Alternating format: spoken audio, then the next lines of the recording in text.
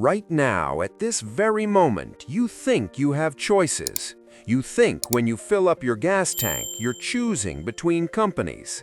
You think when you scroll through social media, you're picking the best platform. You think when you buy something online, you're getting the best deal available. But here's the truth you need to understand. Every single one of those choices was made for you over a century ago by a man who died before your grandparents were born. His name was John D. Rockefeller, and he didn't just build an oil company.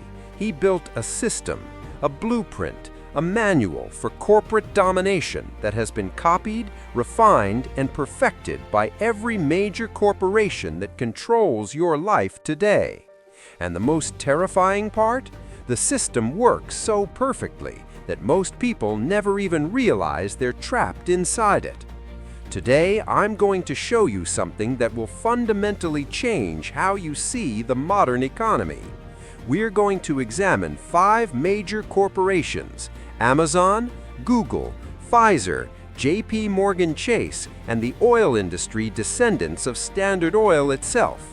And I'm going to prove to you that every single one of them is using the exact same 5-step playbook that Rockefeller created between 1863 and 1911. We're talking about vertical integration, horizontal consolidation, regulatory capture, philanthropic influence, and corporate structures designed specifically to concentrate wealth while appearing to serve the public good. By the end of this video, you'll understand why you can't actually escape these monopolies, why breaking them up doesn't really work, and most importantly, what this means for your financial future. Because once you see the system, you can't unsee it, and understanding the system is the only way to position yourself strategically within it, instead of just being another person having wealth extracted from them every single day. Let's start by understanding exactly what Rockefeller built and why it was so revolutionary. When oil was discovered in Pennsylvania in 1859, thousands of prospectors rushed in to drill. It was chaos, boom and bust cycles, overproduction, collapsing prices, then shortages, spiking them back up. Most people saw opportunity in drilling, in being the one who struck it rich by finding oil. But Rockefeller, who was just 20 years old at the time, saw something completely different. He saw that drilling was gambling, but refining, turning crude oil into usable kerosene, that was a guaranteed business. Every barrel drilled needed to be refined. That's where the real money lived. In 1863, Rockefeller invested $4,000 in his first refinery in Cleveland. Within 2 years, it was the largest refinery in the city. But here's where most business stories would tell you about innovation or superior products or customer service. That's not what happened. Rockefeller looked at the refining business and realized that competition itself was the problem. Cleveland had 30 refineries, all fighting over the same crude oil, all selling to the same customers, all operating on razor-thin margins. Most of them were constantly on the edge of bankruptcy.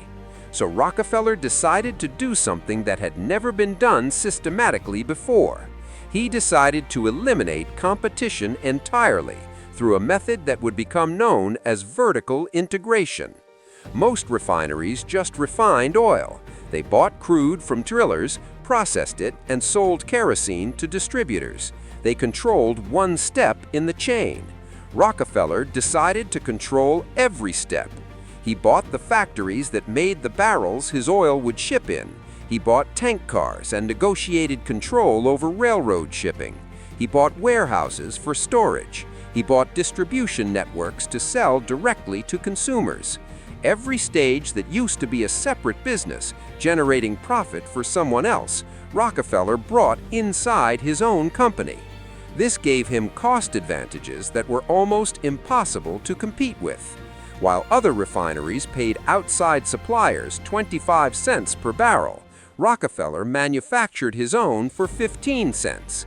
While competitors paid railroad standard rates to ship their oil, Rockefeller negotiated secret rebates that actually paid him to ship while charging his competitors more. This wasn't just good business, this was predatory economics. Rockefeller could sell kerosene at prices that bankrupted his competitors while still generating healthy profits himself. By 1870, Rockefeller created Standard Oil Company of Ohio. His refining capacity had grown exponentially, but he still only controlled 4% of American refining capacity.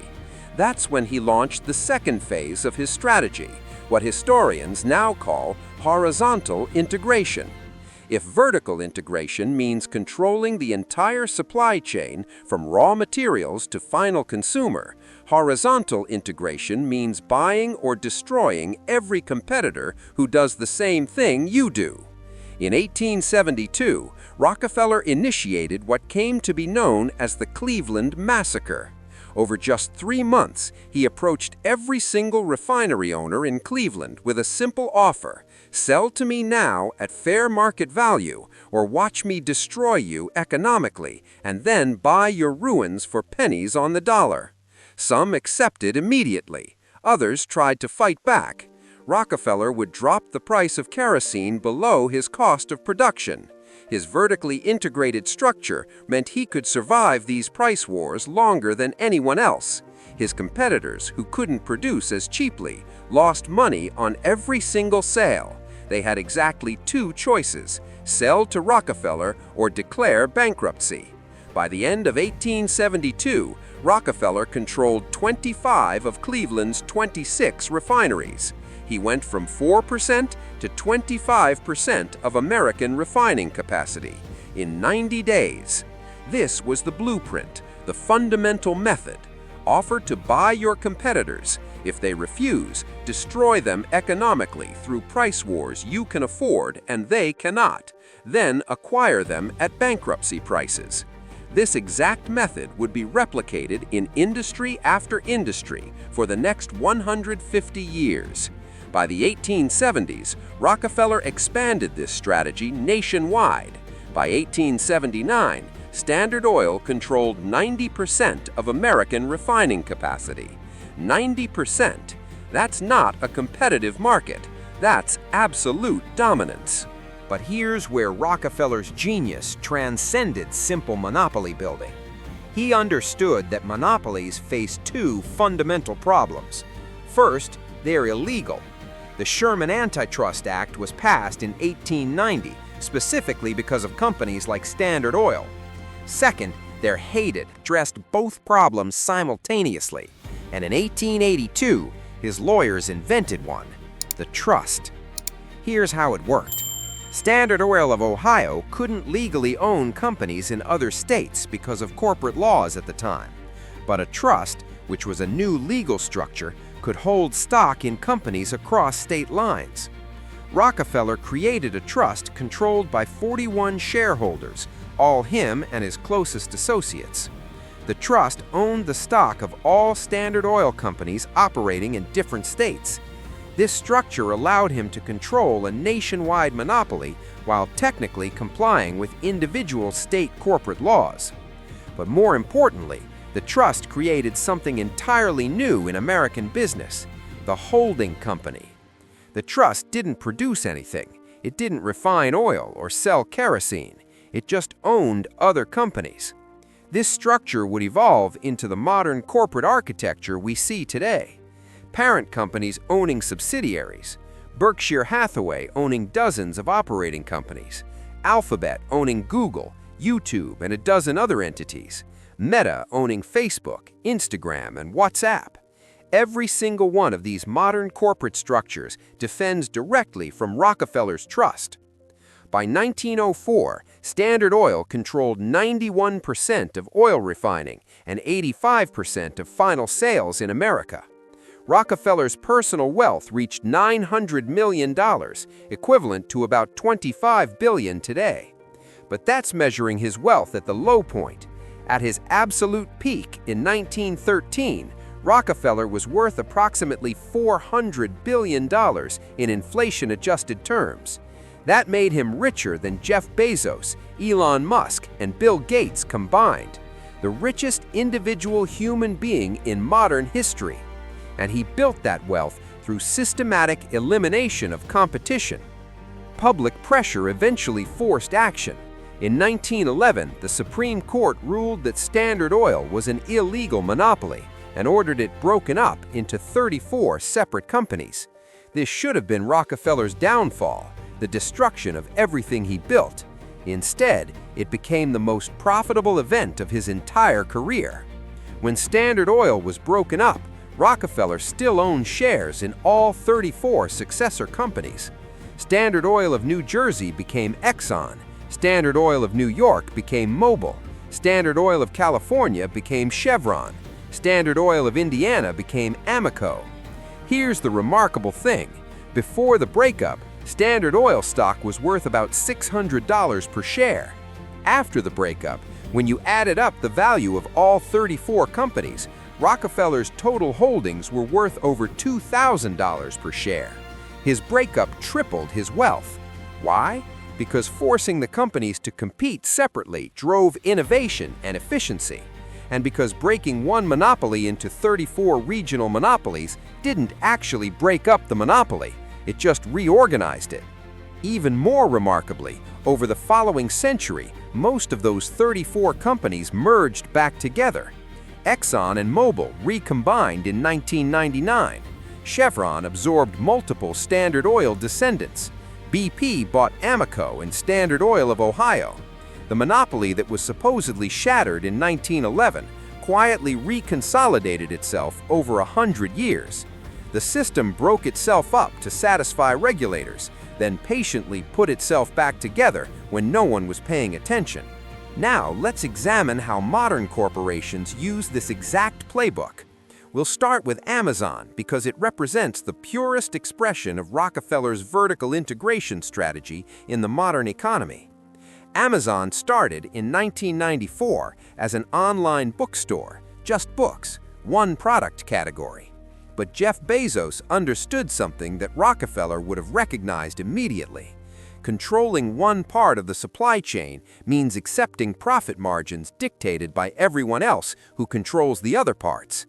The real power comes from controlling everything. Amazon didn't just want to sell books, it wanted to control how products move from manufacturers to consumers. So it started building.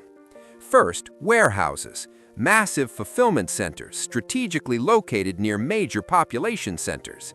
Then logistics networks, delivery trucks, sorting facilities, last-mile delivery systems. Then it moved upstream into cloud computing infrastructure. Amazon Web Services now hosts the websites of many companies that compete with Amazon in retail. Those competitors literally pay Amazon for the infrastructure they use to try to compete with Amazon. That's Rockefeller-level strategic thinking. Today, Amazon controls the entire supply chain in a way that would make Rockefeller envious. It owns the warehouses where products are stored. It owns the logistics network that moves products. It owns the trucks that deliver products. It owns the payment processing that handles transactions. It owns the cloud infrastructure that runs the website. And increasingly, it owns the products themselves through Amazon Basics and private label brands. Every single stage that used to be a separate business generating profit for separate companies, Amazon has brought in-house. The cost advantages this creates are staggering. While traditional retailers pay rent to landlords, pay shipping companies to move products, pay web hosting services to run their websites, Amazon owns all of that infrastructure. Its cost per transaction is dramatically lower than any competitor. This allows Amazon to offer lower prices, faster shipping, and better convenience than virtually any alternative. But here's the predatory part. Amazon uses data from third-party sellers on its marketplace to identify successful products, then creates Amazon-branded competing versions that it promotes above the original. Third-party sellers build the market, prove demand, and then Amazon swoops in with a cheaper alternative using all the market data those sellers provided. This is the modern version of Rockefeller's price war, and it's completely legal. There are minimal regulations preventing it. Small businesses compete on Amazon's platform because they have no choice. Amazon controls access to consumers. But competing on Amazon means giving Amazon all your sales data, which Amazon then uses to compete against you. You can't win. You can only hope Amazon doesn't notice you're successful, because the moment they do, you're competing against a company that owns the entire infrastructure and has complete information about your business. Amazon Web Services generates over $90 billion in annual revenue. That's more than Amazon's entire retail operation profits. Rockefeller controlled refineries, railroads, and distribution. Amazon controls retail, logistics, and cloud computing. The infrastructure is different. The strategy is identical. And just like Standard Oil, Amazon has become so embedded in the economy that removing it would cause massive disruption. Small businesses depend on its marketplace. Large companies depend on AWS. Consumers depend on its logistics network. The system has made itself indispensable, which makes it unbreakable. Now let's look at Google, which represents the perfection of Rockefeller's trust structure in the modern digital economy. In 2015, Google reorganized itself under a new parent company called Alphabet. This wasn't just a rebranding, it was a fundamental restructuring that mirrors exactly what Rockefeller did in 1882 when he created the Standard Oil Trust. Alphabet is a holding company that holds Google, YouTube, Waymo, DeepMind, Verily, and dozens of other subsidiaries. Each subsidiary is technically a separate company with separate management, but all are controlled by Alphabet's shareholders. Why does this structure matter? First, it shields the parent company from liability. If YouTube faces a lawsuit, that liability theoretically stays within YouTube rather than threatening the entire corporate structure.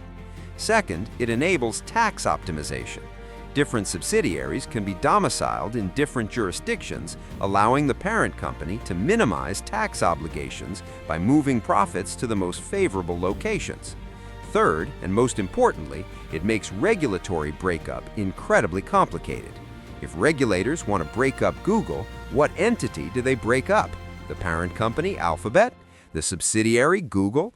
What happens to YouTube, which is profitable independently but benefits from Google's advertising infrastructure?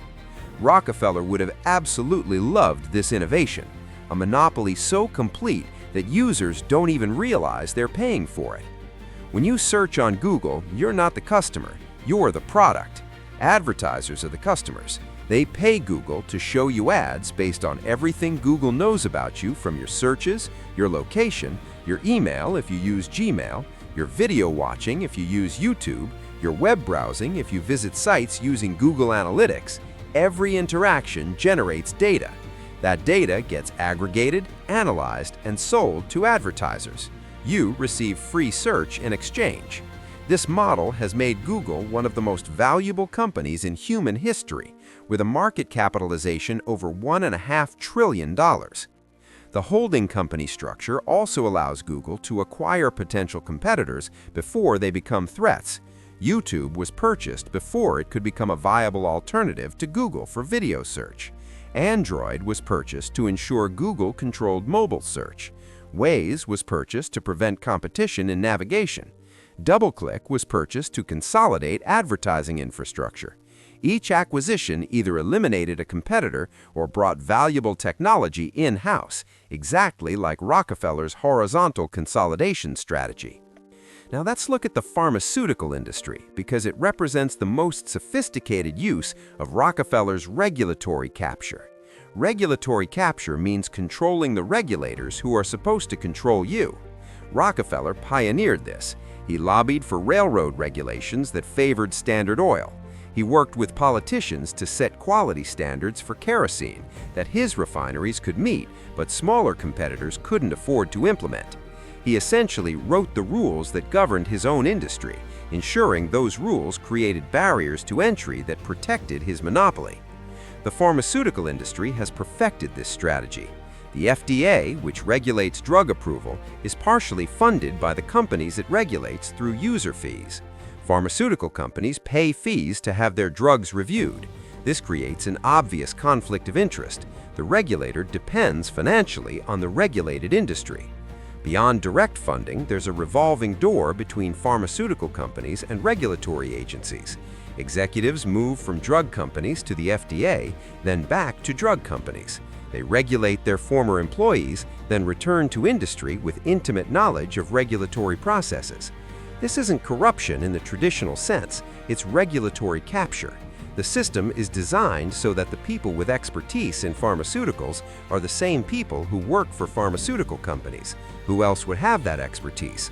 But the result is that regulations tend to favor incumbent companies with resources to navigate complex approval processes, while creating barriers that prevent new competitors from entering the market. This protects companies like Pfizer, Johnson & Johnson, and Merck from competition, exactly the way Rockefeller used railroad regulations to protect Standard Oil. Patent law provides another layer of protection. Pharmaceutical companies receive patent monopolies on drugs they develop, typically lasting 20 years. This is intended to reward innovation by allowing companies to recoup research and development costs. But pharmaceutical companies have learned to extend patent protection through minor modifications, a practice called evergreening. Make a small change to a drug formula, file a new patent, extend monopoly protection for another period. The original drug that might have gone generic and faced competition remains protected. The Rockefeller connection goes even deeper historically. In 1913, Rockefeller created his foundation to accomplish three things simultaneously.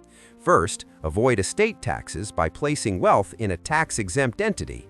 Second, control which institutions received funding and therefore shape what was taught and researched. Third, buy legitimacy and transform his public image from robber baron to beloved philanthropist. Every modern billionaire uses this exact playbook. Bill Gates founded the Bill and Melinda Gates Foundation with $75 billion in assets. It funds global health initiatives, shapes World Health Organization policy, and influences national governments. Mark Zuckerberg created the Chan Zuckerberg Initiative. Warren Buffett pledged most of his wealth to the Gates Foundation. These structures provide tax avoidance, legacy building, and policy influence. Rockefeller invented the model. Modern billionaires perfected it. The system perpetuates itself across generations because wealth doesn't die. It gets placed in foundations that continue influencing policy forever. Now here's what you need to understand. The system isn't designed to be escaped. It's designed to be invisible until you're already trapped inside it. You cannot buy gasoline outside of the descendants of Standard Oil. You cannot avoid Amazon's logistics network. You cannot opt out of pharmaceutical medicine shaped by Rockefeller grants. You cannot escape banking systems built on holding company structures. The system extracts wealth from you every day and concentrates it at the top exactly as designed. So what do? You have three options. First, accept it and use the efficiencies these monopolies provide. Second, resist by supporting antitrust enforcement and accepting less efficiency in exchange for less consolidation. Or third, understand the system and position yourself to benefit from it by owning stock in the companies that dominate. If these companies extract wealth from everyone and concentrate it, then own these companies. That's what Rockefeller did. He owned Standard Oil while everyone else bought its products. The Rockefeller system has concentrated wealth for 150 years. It will continue because it's embedded in corporate law, tax code, and regulatory structures. You cannot escape it, but you can understand it, and understanding changes everything.